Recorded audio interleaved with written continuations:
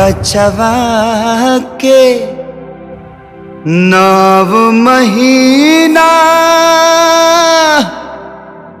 अपना कोख में राखे ओकरा जियला खातिर के तना देवी देवता भखे ऊ महतारी के कर्जा के कबहू चुका ना पाई। वेद पुराण बखान करे भगवान से पहले हम आई।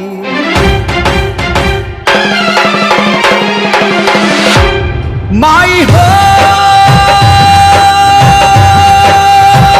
माई हो माई हो हमके बेटा कही कही के बोलेगी तू एक बेर अपना कर्जा से लगई तू। माई हो हमके बेटा कही कही के बोलेगी तू एक बेर अपना कर्जा से लगई तू। ममता दुलार लेके अचरा में प्यार लेके आई तू जसोदा माई आई तू। ममता दुलार लेके अचरा में प्यार लेके आई तू जसोदा माई आई तू। माई हो माई हो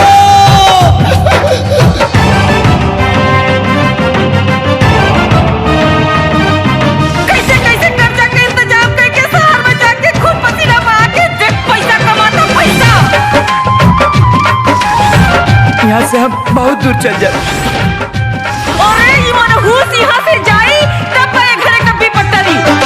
सीप से मोती दीप से ज्योति बोला कैसे दूर रही। सीप से मोती दीप से ज्योति बोला कैसे दूर रही। जेकरा साथे बेटा बाबू माँ कैसे मजबूर रही। जेकरा साथे बेटा बाबू माँ कैसे मजबूर रही। हमरा विश्वास लागल मन में आस जागल हमारो जियरा जुड़ई तू। हमरा विश्वास लागल मन में आस जागल हमारो जियरा जुड़ई तू। माई हो हमके बेटा कही कही के बोलई तू एक बेर अपना कर्जा से लगई तू। माई अपना कर्जा से लगई तू।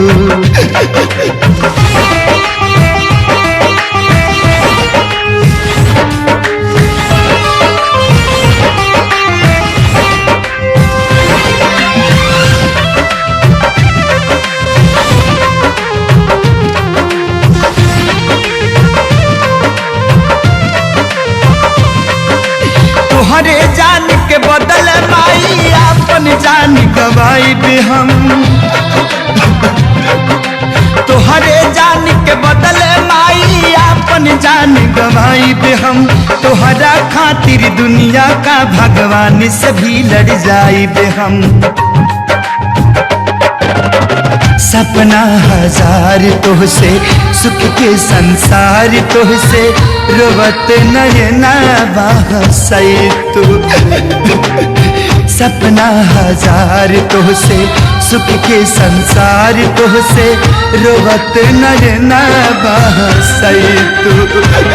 माई हो हमके बेटा कगी के बोलई तू एक बेर अपना करेजा से लगई तू माई अपना करेजा से लगई तू। तू ही सूरज हवा बाबू हवा तू चांद माई के दिल के धड़कन तो हवा परान नी भलैया तो हार दे के ममता दुलार आई हा जन्मो जन्म बेटा गोखिया हमार माई हो